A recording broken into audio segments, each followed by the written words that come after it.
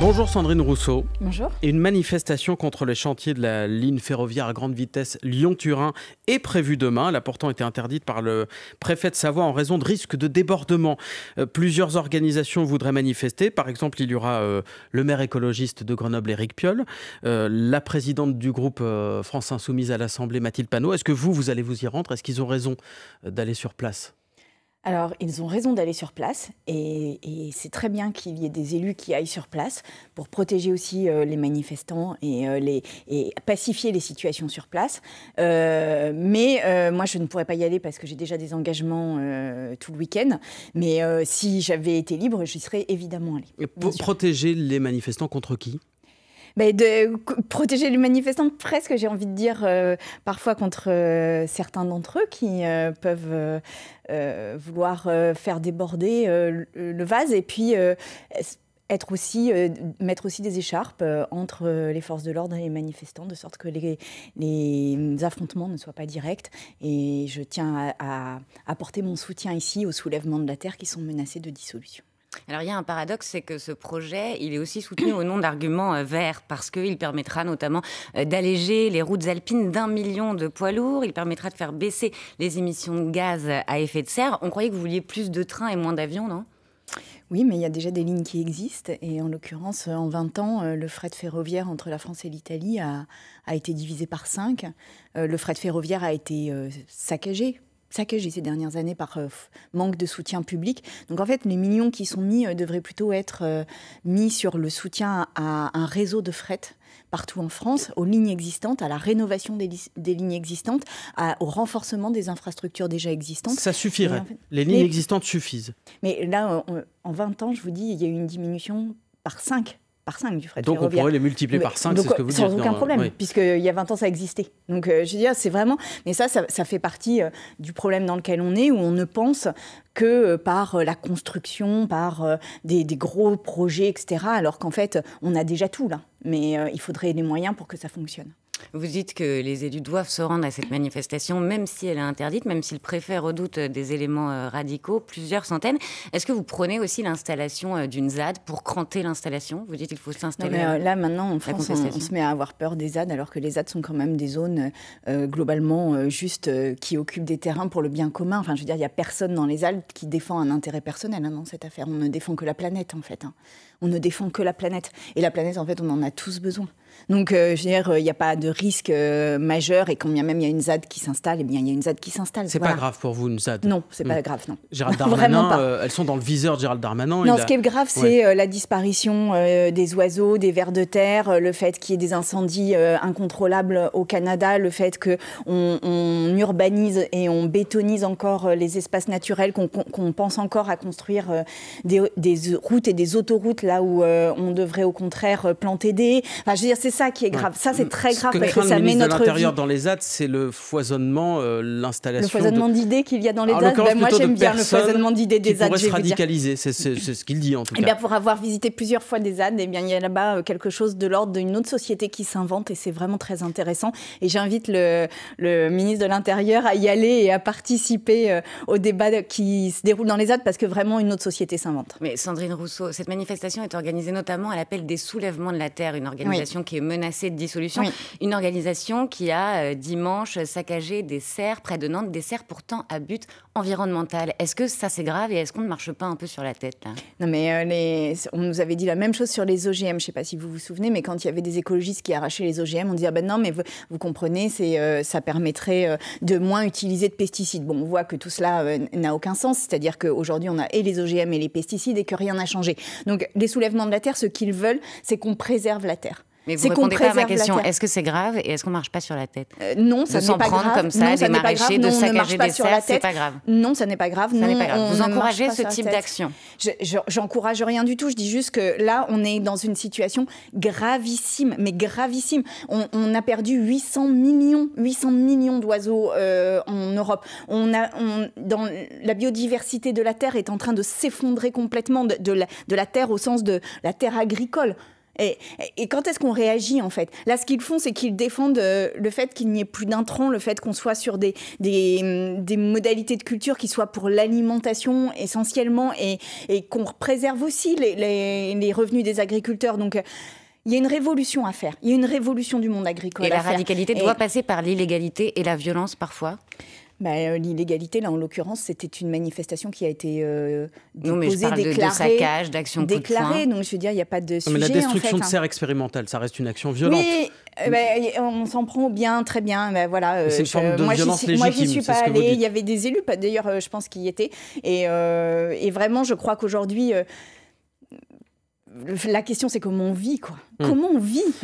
Enfin, regardez ce qui se passe, mais regardez, il y a des villages qui n'ont plus d'eau potable, il y a des feux qui explosent, donc qui sont hors de contrôle, il y a une pollution de l'air hallucinante, et on continue comme si on ne voulait rien entendre. Le sujet est plus grave, selon vous, que mais bien sûr, la on a destruction des 3 ans serres. pour agir, et c'est 3 années qui sont vraiment décisives. C'est pour ça qu'il nous manque des politiques publiques, c'est pour ça qu'il nous manque une volonté publique. Et en venant, je vais vous dire, j'ai regardé le Twitter d'Emmanuel Macron pour voir quand est-ce qu'il parlait d'écologie. Il va en parler aujourd'hui, a priori. Sans y arriver. Emmanuel Macron se rend aujourd'hui chez Safran pour présenter un plan pour l'avion zéro émission, avec une enveloppe a priori de 300 millions d'euros par an dès l'année prochaine pour soutenir la recherche. Ça vous fait rire? L'avion zéro émission. Mais ça dit tout. Et voilà, et on va chercher le Yeti, quoi. Enfin, on va chercher le Ça n'existe pas, un avion zéro émission. Non, ça n'existe pas, l'avion zéro émission.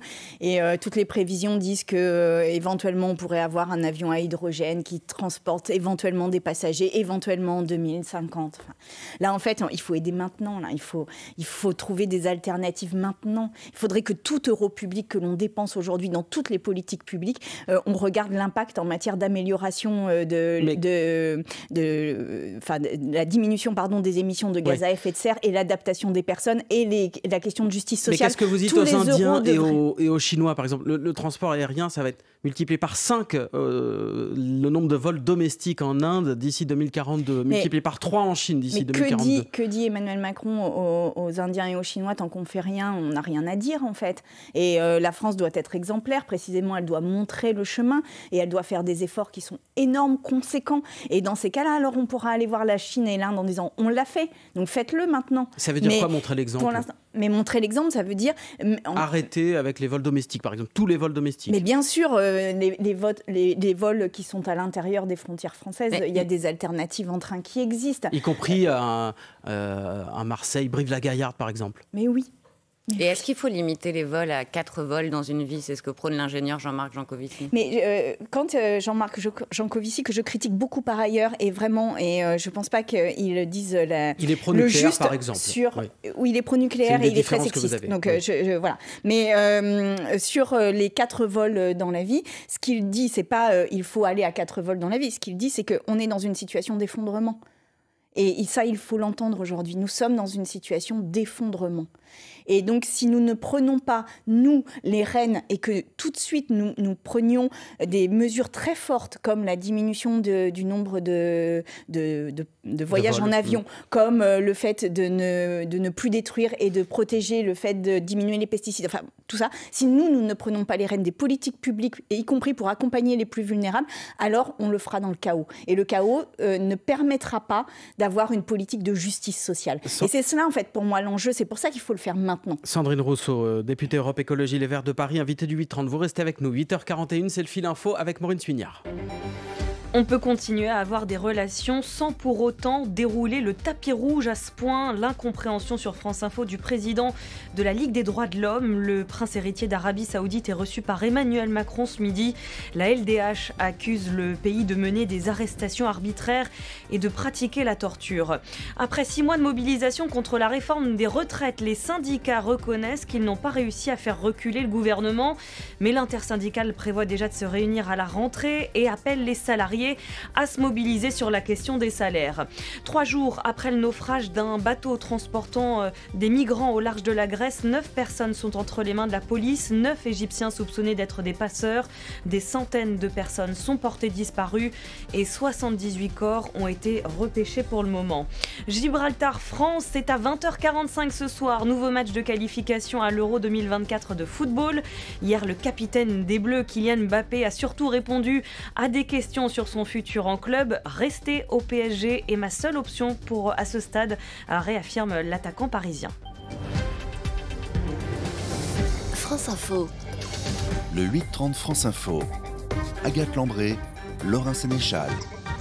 Toujours avec Sandrine Rousseau, députée Europe Écologie Les Verts. Sandrine Rousseau, mercredi, un navire transportant des migrants a fait naufrage au large de la Grèce. Hier, Marine Le Pen était à votre place et elle s'en est pris au rôle des ONG complices des passeurs, selon elle. Est-ce qu'on peut s'interroger sur le rôle des ONG ? Non, mais c'est scandaleux. Les ONG sont là pour sauver des vies, pour permettre à des personnes de ne pas se noyer. Là, ça n'a pas permis cela, mais je rappelle que l'année dernière, il y a eu 1300 morts dans la Méditerranée. 1300 personnes. Aujourd'hui, la Méditerranée est un cimetière. Et nous, ce qu'on dit, c'est on va faire de l'immigration uniquement si ça nous sert économiquement. On va criminaliser les ONG, on va criminaliser l'accueil, je voudrais qu'on retrouve un petit peu d'humanisme dans cette affaire et en l'occurrence, le réchauffement climatique, puisqu'on en parlait tout à l'heure, est aussi un facteur de migration très fort. On prévoit qu'il y ait près de 216 millions de réfugiés climatiques dans les prochaines années. Vous voulez créer un statut de réfugié climatique comme le prônent les Insoumis ? Oui, et puis surtout, j'ai envie de vous dire que plus on ferme les frontières, plus on est dans quelque chose de l'ordre du policier, de la répression, alors que si on ouvre les frontières, si on permet aux gens de venir et de repartir, eh bien, en fait, on crée une espèce de flux qui nous permettrait d'arrêter d'être dans la violence contre ces personnes, parce que les parcours de migration aujourd'hui sont des parcours extrêmement violents. Vous extrêmement violents. Qu'ils vont repartir et je pense notamment aux femmes migrantes qui souvent subissent des viols et des violences sexuelles le long de leur parcours de migration. Et nous, on accepte ça. Même, j'ai envie de dire, quand Marine Le Pen dit que les ONG sont le problème, elle accepte que les gens meurent. En fait, dans la Méditerranée. C'est ça qu'elle fait. Elle accepte que les gens meurent, Marine Le Pen, vous dites ça ? Oui, elle accepte que les gens meurent en Méditerranée et qu'ils ne soient pas sauvés. Eh bien, ça, c'est inadmissible. Elle dit qu'il faudrait les sauver et les renvoyer au port d'origine. Non, parce qu'elle ne veut pas qu'il y ait Frontex, elle ne veut pas qu'il y ait les ONG qui les sauvent, donc ça n'est pas vrai. Ce qu'elle expliquait hier, c'est qu'elle veut que Frontex vienne en aide aux personnes pour les renvoyer dans le port d'origine. Non, mais non, parce qu'elle ne veut pas mettre d'argent sur Frontex. Ouais. Non, mais en fait, non. Et elle ne veut pas mettre d'argent sur Frontex. Et par ailleurs, ça n'est pas en les renvoyant comme ça. Je rappelle quand même que l'essentiel de la migration est intra-africaine aujourd'hui. C'est-à-dire que l'essentiel des migrants sont accueillis par des pays qui sont bien plus pauvres que nous et qui sont en bien moins grande capacité à les accueillir. Si on ouvrait les frontières, vous avez la certitude, vous êtes convaincu que ces personnes viendraient chez nous, mais repartiraient mais c'est aussi. Ce qui s'est passé dans les années 50 et 60, c'est-à-dire qu'on a fait venir des travailleurs migrants parce que l'industrie française, en l'occurrence, en avait besoin, et puis ils pouvaient venir et repartir. Et là, plus on durcit les conditions, plus on oblige les gens, en quelque sorte, à prendre des décisions définitives sur leur vie. Et compte tenu, encore une fois, de la difficulté que ça représente, il faut bien comprendre que parfois, les familles se ruinent pour faire passer un des leurs. Ils ne sont pas les plus pauvres qui arrivent à faire la traversée parce que ça coûte un certain montant. Non seulement ce n'est pas les plus pauvres, mais en plus, c'est souvent les personnes les plus dégourdies, les plus diplômées, qui ont ce qu'on appelle un capital social le plus important. Et nous, on les traite comme s'ils étaient inhumains, comme si ça n'était plus des humains. Et là, je crois qu'il faut revenir à la raison là-dessus. Et Sandrine Rousseau, la gauche est assez inaudible en matière d'immigration. Est-ce que ce n'est pas tout simplement parce qu'il y a autant de lignes que de couleurs au sein de la NUPES ? On a du mal à comprendre quelle est la direction. Est-ce que c'est Fabien Roussel qui s'en prend aux frontières passoires, ou est-ce que c'est vous qui voulez accueillir plus largement ? Non, mais je ne crois pas qu'il y ait de différence de ligne pour le coup sur si, il y a des différences de ligne au sein de la NUPES. Fabien Roussel avait corrigé en disant que c'était les questions économiques, enfin c'était les marchandises et non pas les personnes. Mais et moi, quand je suis allée visiter par exemple des centres de rétention administrative dont il faut se dire quand même que ce sont des zones de non-droit aujourd'hui en France. Ce sont des zones qui sont fermées et dans lesquelles sont retenues des personnes qui juste sont étrangers et sont retenues dans des conditions parfois vraiment extrêmement difficile. Quand je visite des centres de rétention administrative, je le fais avec des députés de toutes les forces de la NUPES. Et c'est ça aussi la force de la NUPES, c'est de mettre les droits humains avant les questions d'intérêt économique. Et pour la migration comme pour tout le reste. Sandrine Rousseau, les sociétés se droitisent, l'opinion se droitise. Est-ce que vous n'êtes pas en décalage avec ce programme en disant il faut accueillir plus à un moment où il y a une crispation ? Je ne sais pas si l'opinion se droitise parce que j'observe aussi beaucoup de solidarité. Enfin, je salue par exemple, je vous conseille d'ailleurs de lire le livre de Cédric Héroux qu'il a sorti dans la collection Libelle, là où il explique combien les populations se mobilisent pour accueillir des gens qui sont en détresse. Cédric Héroux, je précise, c'est un berger des Alpes-Maritimes qui a de aidé la vallée de la Roya, à traverser exactement. Et Sandrine Rousseau, vous voyez bien quand on essaie de relocaliser des migrants dans des départements, dans des régions, ça pose très souvent des problèmes. C'est pas si facile que ça. Oui, mais là-dessus, il faut vraiment distinguer une forme de violence qui est exercée par des groupuscules d'extrême droite et qui sont peu nombreux, et une population qui, elle, est beaucoup plus encline à accueillir, à condition que ce soit dans des conditions correctes, à condition que ce soit dans des conditions où il n'y a pas de parquage de ces gens et que ça ne crée pas de problèmes, du coup, autres que juste l'accueil. Mais au contraire, les Français se mobilisent pour les accueillir. Et la France est un pays traditionnellement d'accueil. Donc, moi, je pense qu'il ne faut pas se laisser avoir par une espèce de guerre culturelle qui est en train d'être menée par des groupuscules et qui sont racistes, xénophobes, et qu'au contraire, on doit renouer avec la tradition d'accueil et de tolérance qui est celle de la France, et de droits humains, puisque l'essentiel quand même des gens qui arrivent là ont connu des atteintes énormes à leurs propres droits humains, que ce soit dans leur pays d'origine ou sur le parcours de migration. Sandrine Rousseau, on évoquait tout à l'heure avec Agathe Lambray les différences qui existent au sein de la gauche sur la question des frontières. Autre point de désaccord, la question des retraites.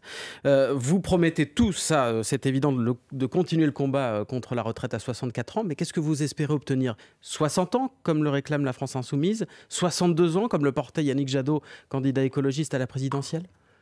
Eh bien, déjà, l'abrogation de la loi sur les 64 ans, ça, on est tous d'accord. Ensuite, moi, je pense qu'il faut ouvrir la possibilité de partir dès 60 ans. C'est d'ailleurs ce qui était dans le programme de la NUPES pour les élections législatives. Donc, vous êtes rallié à la position de la France Insoumise. Non, mais ça fait partie du programme de diminution du temps de travail dans la vie que nous portons.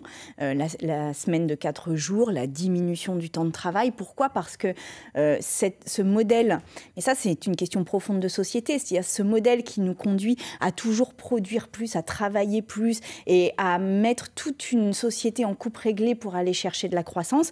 En fait, c'est un modèle qui nous envoie dans le mur en matière écologique. Ça va avec la décroissance ? La décroissance, de toute façon, j'ai envie de vous dire, on va la subir. Elle est inévitable pour vous. Elle est dans l'état actuel de notre économie, de l'absence de politique publique et de l'absence de prise en compte des questions climatiques, elle est inévitable. La seule chance que l'on ait, c'est que précisément en diminuant le temps de travail, en ayant des politiques de transport public, en accompagnant l'isolation des logements, en développant le fret, toutes ces politiques-là permettraient de gérer démocratiquement et donc dans la justice sociale les grandes mesures à faire. Comme nous ignorons cela, eh bien, nous reléguons le problème à plus tard et nous aggravons la situation, ce qui la rend chaotique. Je rappelle quand même que plus nous investissons aujourd'hui, moins nous aurons d'argent à investir demain là-dessus et que l'inaction coûte bien plus cher que l'action. Sandrine Rousseau, on va parler des ZFE dans un tout petit instant, si vous le voulez bien. Vous qui êtes députée Europe Écologie Les Verts de Paris. D'abord le fil info, 8h51, Maureen Suignard. Il plaide l'accident, un coup parti tout seul alors qu'il nettoyait son arme. Michel Pial, le mari de Karine Esquivillon, reconnaît avoir tué son épouse. Les enquêteurs ont retrouvé son corps en suivant ses indications. La mère de 5 enfants avait disparu en Vendée depuis 1 mois et demi. Des plaintes pour tromperie, mise en danger de la vie d'autrui ou homicide involontaire. 217 plaintes déposées au pénal en France contre Philips. C'est une information de la cellule investigation de Radio France. Les plaignants accusent l'entreprise d'avoir commercialiser des appareils contre l'apnée du sommeil contenant une mousse potentiellement cancérogène. Si vous roulez en Ile-de-France aujourd'hui, vous devez baisser votre vitesse de 20 km/h. Avec le beau temps, l'épisode de pollution perdure. Il faut aussi éviter les activités physiques en extérieur. On apprend à l'instant que le pape François a quitté l'hôpital après son opération de l'abdomen. Le souverain pontife de 86 ans peut rentrer au Vatican.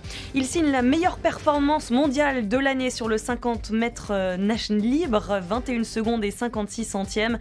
Performance de Florent Manodou au championnat de France de natation. Le champion olympique se qualifie pour les championnats du monde. France Info. Le 8-30 France Info. Agathe Lambray, Laurin Sénéchal. Toujours avec Sandrine Rousseau, députée Europe Écologie Les Verts. Sandrine Rousseau, vous aviez réclamé un acte 2 de la NUPES. Où en est-il ? Eh bien, aujourd'hui, il est un peu au point mort et je le regrette. Et nous allons lancer des initiatives, je pense, au niveau parlementaire à la rentrée, parce qu'en fait, la NUPES est une construction, certes, faite dans l'urgence des élections législatives, mais qui est extrêmement précieuse pour contrer les discours xénophobes, racistes de l'extrême droite. Et en fait, il faut aujourd'hui que nous construisions l'espoir pour un peuple de gauche et de l'écologie, et que nous arrivions à les convaincre que nous sommes en capacité de prendre le pouvoir et du coup de changer leur vie. Et là, aujourd'hui, la NUPES ne me semble pas être en mesure de porter cela, alors même que nous avons un projet sur la base des mesures qui ont été négociées lors des législatives, mais que nous pourrions enrichir avec la confrontation à des intellectuels, à des syndicalistes. Et pour cela, il nous faut avoir la volonté de continuer ensemble. Justement, et quand Jean-Luc Mélenchon cite Adrien Quatennens, par exemple, comme potentiel candidat en 2027, qui a été condamné pour violence sur son ex-compagne, c'est acte 2, ça ? Non, ce n'est pas l'acte 2, et je sais que Jean-Luc Mélenchon fait une espèce de fixation là-dessus, sur le fait qu'il faille faire revenir Adrien Quatennens, et je pense que c'est une erreur. Voilà, je pense qu'il n'y a aucun parti de gauche aujourd'hui qui n'est exemplaire sur les questions sexistes. Enfin, je veux dire, on ne va pas se voiler la face, mais là, ça n'est pas possible de présenter les choses de cette manière-là. Mais par contre, faisons ensemble le bilan de ce qui s'est passé. Et Jean-Luc Mélenchon, je me souviens qu'il a ouvert des meetings avec l'hymne des femmes, qu'il a fait du féminisme un axe très fort de sa campagne pour les présidentielles. Et donc, je voudrais qu'on renoue avec cet esprit-là, qui est un esprit de défense des droits sociaux et de défense des femmes, en l'occurrence. Il y a une image qui a beaucoup circulé sur Internet ces derniers jours, Sandrine Rousseau. C'est vous qu'on voit à Paris, chez vous. Vous êtes en train de faire barrage de votre corps à une altercation entre un cycliste et un automobiliste. D'abord, bravo pour votre courage, parce que c'est pas forcément évident. Mais vous avez donc pu mesurer le niveau de tension dans le partage de la route aujourd'hui.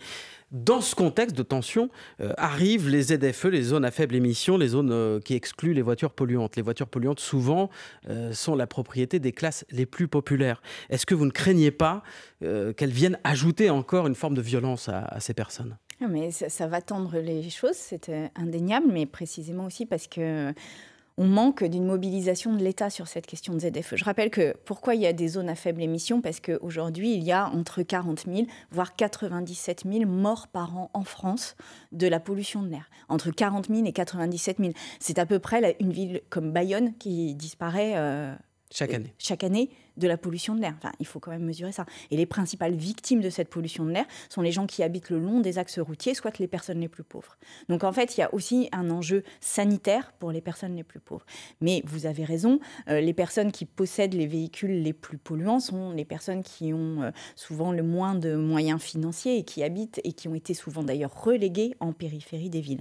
Et c'est pour ça qu'on ne peut pas faire des zones ZFE sans avoir des politiques publiques massives d'accompagnement. Ça veut dire des transports en commun ? Ça veut dire investissement massif dans les transports en commun. Ça veut dire accompagnement des personnes pour des changements de véhicules. Ça veut dire développer des zones de stationnement. Ça veut dire changer aussi le rapport à la ville. Faire en sorte que les emplois ne soient pas tous en cœur de ville et que les habitations soient... Autrement dit, on est en train de mettre la charrue avant les bœufs. Exactement. Et aujourd'hui, on est dans ce qui rend l'écologie si impopulaire alors qu'elle est une urgence. C'est qu'on impose et on gère ça par l'interdiction plutôt que par l'accompagnement. Et vraiment, là, il y a un enjeu sanitaire majeur. Je le redis parce que quand on parle des ZFE, on n'en parle que sous l'angle des contraintes, alors que c'est un enjeu de santé.